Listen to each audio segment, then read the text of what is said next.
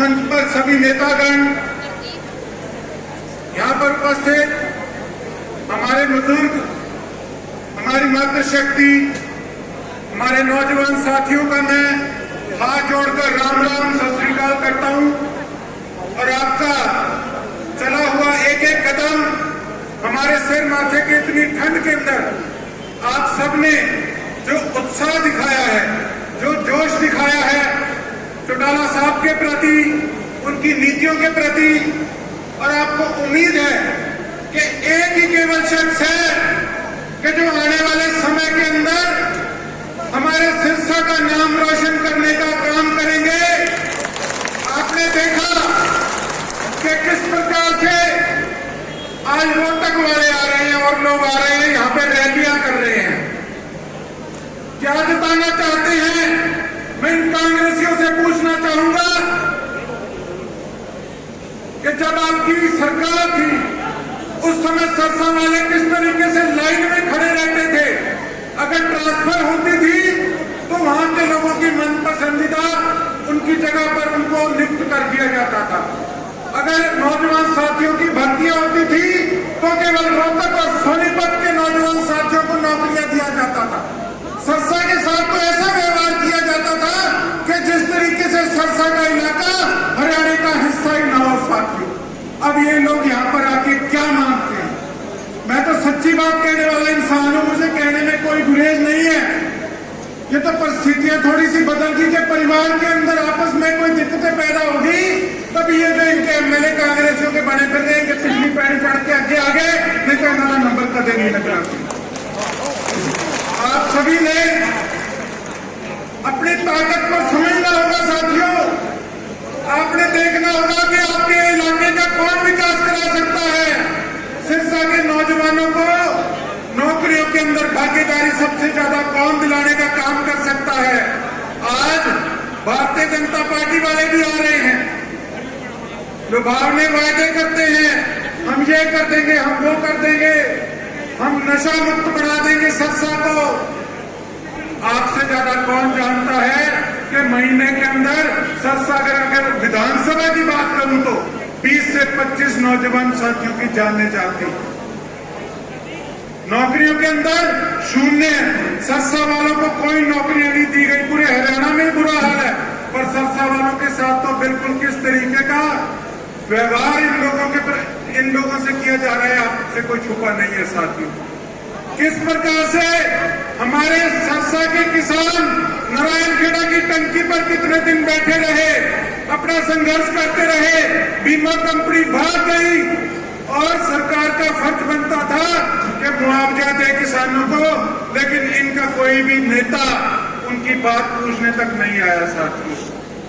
हमारे बंबूर minor, दिंगतानिया minor, new मोचियारी minor 10 साल हो गए हमें संघर्ष करते को, लेकिन इस निकम्मी सरकार से 3 नहरें नहीं दी गई साथियों। किस तरीके से आपने देखा कि आपके जिले के अंदर कोई भी ढंग का अस्पताल नहीं है।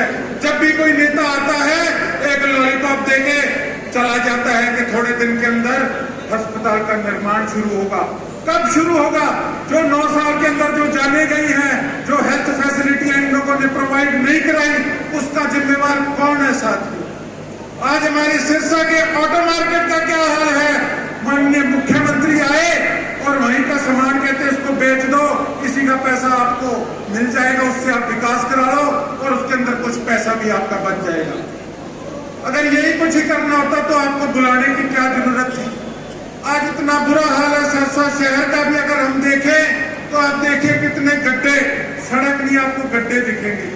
सफाई कर्मचारी जनगणना के हिसाब से बिल्कुल कम है साथियों। नगर परिषद के अंदर सिरसा में किस तरीके से भ्रष्टाचार का बोलबाला हो रहा है। तब इन्होंने, जब मैंने इनका पर्दाफाश करने का काम किया तो किस प्रकार से इस तानाशाह सरकार ने आपके भाई पे SC ST एक्ट झूठा लगाने का काम किया साथियों। लेकिन आप सबके आशीर्वाद से वो धारा टूट गई, सच्चाई सामने आ गई। किस प्रकार से ये लोग प्रदेश को लूटने का सरेआम काम कर रहे हैं। आज गरीबों के घर तोड़े जा रहे हैं कह के कि ये अवैध नहीं है। मैं पूछना चाहूंगा कि सिरसा के कुछ नेता किस तरीके अनऑथोराइज्ड कॉलोनियां सरियाम काटने का काम कर रहे हैं। ये धक्का नहीं तो और क्या है सर? आप देखिए किस प्रकार से लोगों को परेशान किया जा रहा है। आज गरीबों के, कल एक यहाँ का पल्लेदार भाई था हमारे मंडी का, मेरे पास आए, 32-33 हजार रुपया बिजली का बिल आ रहा है। बताइए, अफसर को कह दिया कि इसका बिल ठीक कीजिए, और उसके बाद थोड़ी देर बाद पता लगा कि उसका बिल ही सारा 4,045 के करीब था। जो व्यक्ति तो किसी नेता के पास पहुंच गया वो तो अपना बिल ठीक करा लेगा, लेकिन किस प्रकार से आज गरीबों की जेबों को भी लूटने का काम ये सरकार कर रही है। किस तरीके से रोड टैक्स और फिर टोल टैक्स, किस तरीके से हाउस टैक्स, फिर प्रॉपर्टी टैक्स, ये दो तरह के टैक्स किस लिए साथियों? तो कितना बुरा हाल है आज हमारे प्रदेश का। आप देखिए हमारे ट्रकों वाले भाई किस तरीके से धरने पे बैठे हैं। आप देखिए डिपू वाले जितने साथी हैं आज वो धरने पे बैठे हैं, हमारे पटवारी धरने पे बैठे हैं, हमारे सिरसा के हमारे वकील साथी धरने पे बैठे हैं। ये धरनों की सरकार बन के रह गई है साथियों, बड़ा बुरा हाल है।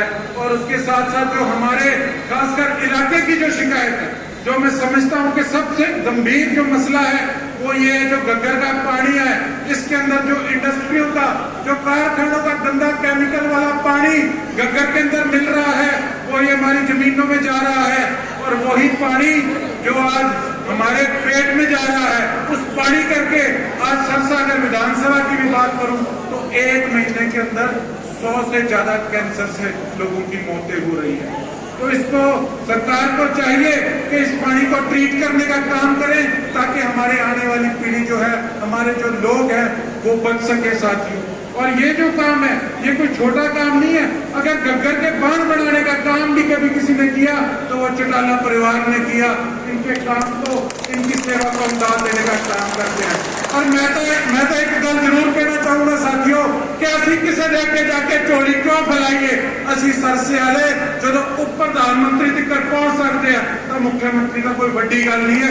मुख्यमंत्री असी आपका जोर दिखावांगे, इस बार चौटाला जी को बनाने का काम करेंगे, ताकि सानू किसी ने होर से चुगाट से जाके आपकी झोली ना फैलानी पे।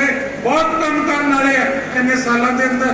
सरसा जिला बड़ा पिछड़ चुका है, तो जेडे काम बड़े बड़े करने हैं मैंने पूरी उम्मीद है, क्योंकि चौटाला साहब ही कर सकते हैं। मैंने पूरा भरोसा है, मैंने पूरा विश्वास है, और अपन कोई नहीं हल नहीं कर सकता इन्हों को अलावा।